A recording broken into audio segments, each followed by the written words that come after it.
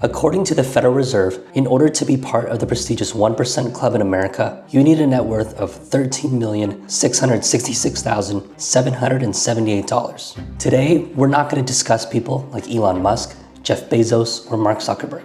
We're talking about the quiet millionaires, people that you've likely never even heard of. You'll never see them in Forbes or read about them on the news, but they may own the strip malls that you visit every weekend, or maybe even the apartment building that you live at. They belong to prestigious country clubs, where the initiation can be upwards of $100,000. They live in communities you drive by all the time. I'm talking about the 1%ers that stay completely under the radar. There's a high likelihood that you've walked past them or even encountered these individuals and never even knew. So how did they obtain, currently invest, and manage their money? Today, we'll help answer that question. Part 1, a high-level view. There are key industries or roles that many of them held at one point in their careers. First, you have your founders. Either they still own a chunk of that equity or had a sizable exit, at least 8 to 9 figures.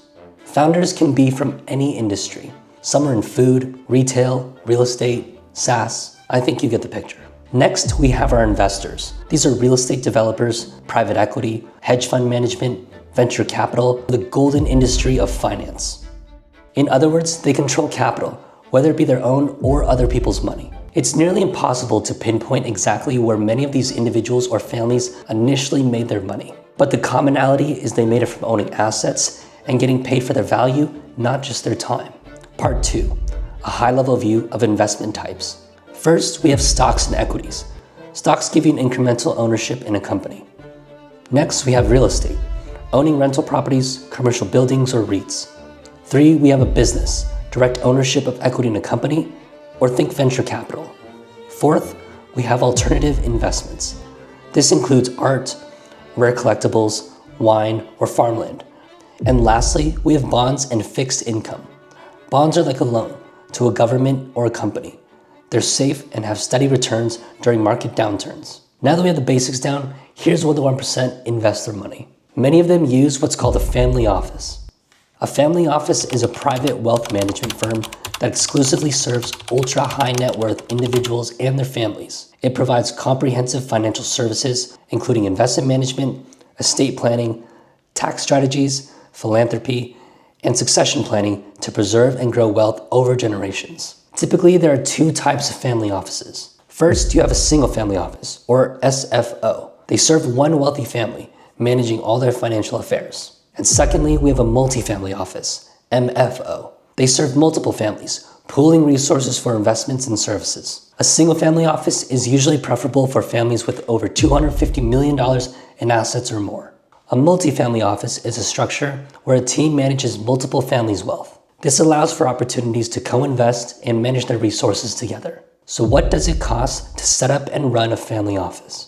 It's about $1 million to $1.5 million in annual operating expenses.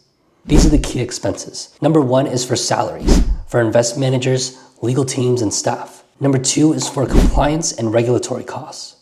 And number 3 is tech infrastructure for wealth tracking and security. So what are the minimum qualifications to invest in a family office? Multifamily offices usually have an investment minimum of $10 million of investable assets. Investable assets need to be liquid or semi-liquid. Investable assets may include but are not limited to cash and cash equivalents, bank deposits, money market funds, short-term treasury bills, public market investments, stocks, bonds, ETFs, and mutual funds, private equity and venture capital, direct investments in private companies, limited partnership stakes in private equity or venture funds, co-investments alongside PE or VC firms, hedge funds and alternative investments. Hedge funds include long and short, macro, event-driven, or quant. Private debt and credit funds. Real estate, only investable structures. Real estate investment trusts or REITs, real estate investment funds or syndicates, income-generating properties structured in liquid funds. Commodities and precious metals. Gold, silver, other metals, if held in ETFs or futures contracts. Oil and natural resource funds. And lastly, we have digital assets and cryptocurrencies. Bitcoin, Ethereum, and other cryptocurrencies. Digital asset funds, blockchain investments. Family offices define investable assets completely separate from net worth in order to measure liquidity. So for reference, that report that I showed initially from the Federal Reserve If you have a net worth of $13 million, you probably don't even qualify. So here's an example of how it works. Someone has a total net worth of $500 million. In personal real estate, they have $50 million. That's not investable. They have a family business worth $200 million. Also not investable. They own stocks and bonds, $100 million. That's investable. Commercial real estate, $100 million. That's investable. And hedge funds and private equity, $50 million. Investable. So their total investable assets is $250 million. So now that we have an understanding of investable assets, one of the main benefits of investing with a family office is the access to private deals. Family offices mainly focus on investing in assets that are not available to retail investors. Even deal by deal, family offices look at every investment individually and choose which deal they're going to take.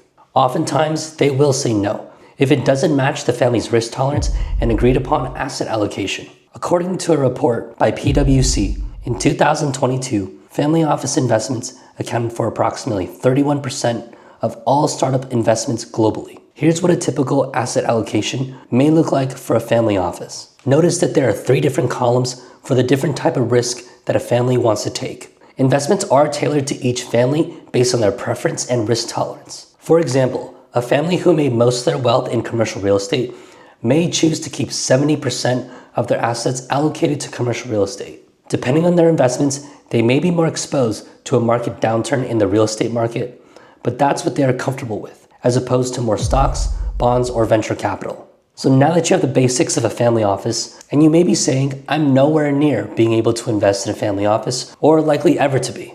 What I would say to that is A, you never know, and B, there are still many takeaways that we can learn from how the wealthy invest their money. Number 1 is leverage. Multifamily offices leverage their connections to other families, other family offices, and other operators to get access to more deal flow and capital. Learning to use leverage and not needing to use all of your money can be a robust way to invest your money in the long term, especially when buying things like commercial real estate. Instead of investing solely on your own, find partners or even a trusted syndication that you can invest alongside. Number 2 is diversification. The reason why a family office structure is so valuable, it is that it is not exposed to one type of asset. Invest your own money and be diversified in the stock market. But most of your money is still tied up in public stock. Learning to spread your risk across multiple asset classes can keep your portfolio hedged in the future. And number 3 is the power of networking. Life is not about what you know, but who you know. High net worth individuals are often great networkers. They just know how to get in the rooms with the right people, offer value so they can also be helped. Family offices also network with other family offices to get better deals, private investment, club deals, or sharing ideas on how to create more efficiency and emerging markets. If you got any value out of this video today, please consider sharing, liking, or even subscribing. And remember, the easiest way to predict the future is to create it.